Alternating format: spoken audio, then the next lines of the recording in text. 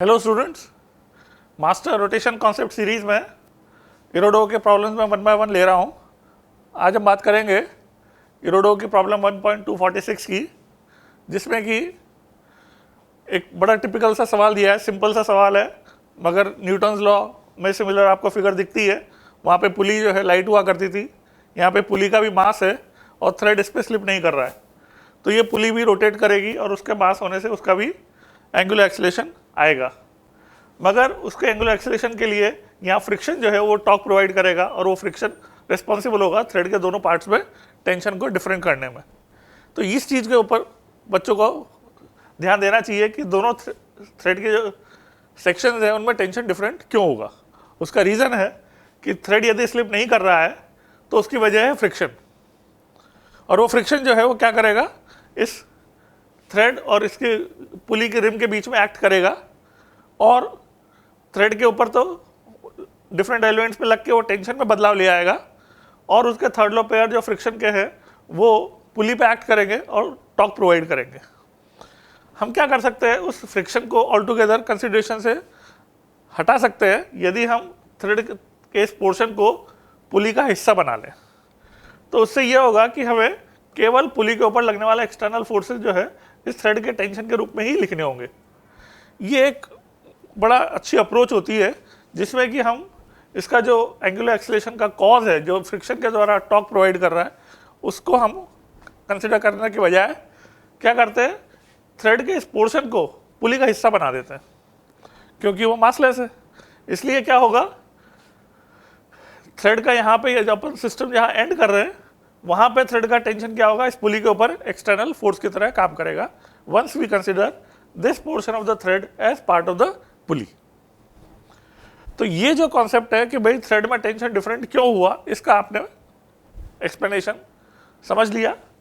तो अब हम क्या करेंगे, दोनों पार्ट्स पे जो टेंशन T1 T2 है उसको M1 M2 में भी लगता हुआ मानेंगे, तो 2 FBD M1 M2 के बनेंगे और एक पुली और उसके ऊपर जो पोर्शन ऑफ थ्रेड है उसका बनेगा।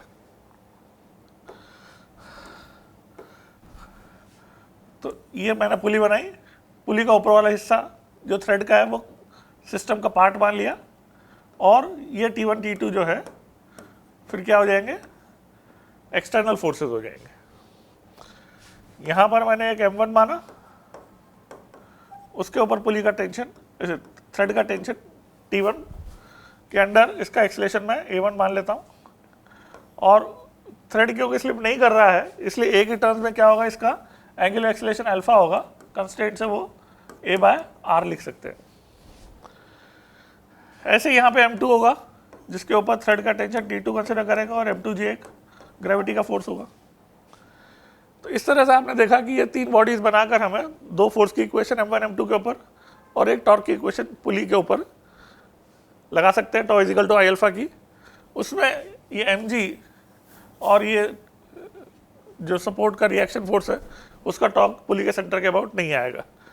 तो पुली के ऊपर टॉर्क की इक्वेशन में केवल T1 T2 अपीयर होंगे, पुली का mg कंसिडर करने की जरूरत नहीं है, और ये सपोर्ट फोर्स का रिएक्शन भी कंसिडर करने की जरूरत नहीं है। तो टॉर्क की इक्वेशन क्या बनेगी, T1R minus T2R is equal to 1/2, pulley को सिलेंडर मानना है, mr² अल्फा, अल्फा को हम A/R लिख देते हैं। बाकी दो इक्वेशन इसके ऊपर बनेगी, M1G माइनस T1 M1A हो जाएगा, और T2 minus M2G is equal to M2A हो जाएगा। इन तीनों इक्वेशन को जो है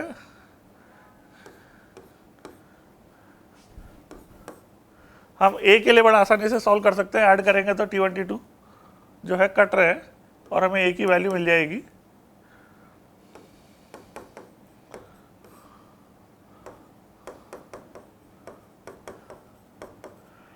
और यहाँ पे आंसर में आपका मॉड दिख रहा है, वो मॉड इसीलिए है कि depending on which one is greater,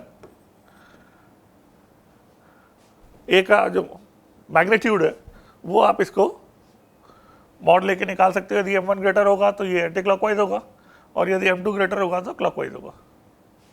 तो आंसर में इसीलिए ये मॉड लगा हुआ है, M2 माइनस M1 मॉड।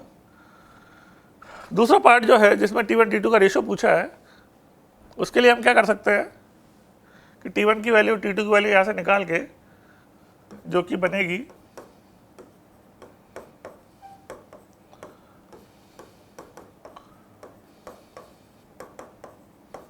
इसमें A की वैल्यू पुट कर दें,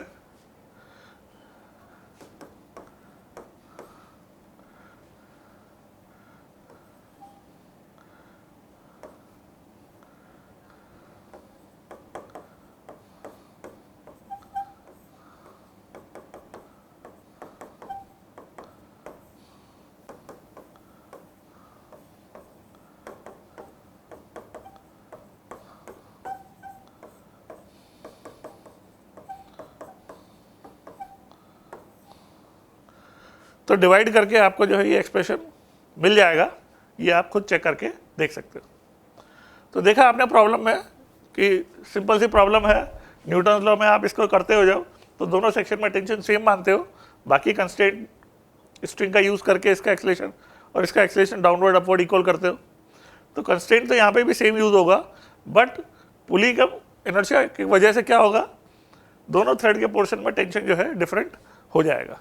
तो ये चीज़ में सीखने की है, बड़ी इंपॉर्टेंट क्वेश्चन है और वेरिएशन के साथ ये कई जगह तरह से इस्तेमाल होते हैं ये कॉन्सेप्ट्स। यदि ये सपोज टेबल पर रख दिया जाए तो जो है नया क्वेश्चन बन जाता है। तो इस पर और प्रैक्टिस आ गया, डिफरेंट क्वेश्चन करके आप कर सकते हो। HCV में आपको मिल जाएंगे इस पर बेस्ड क्वेश्चन। नेक्स्ट हम इसका अगला क्वेश्चन लेंगे 1.247 in our next video. Thank you.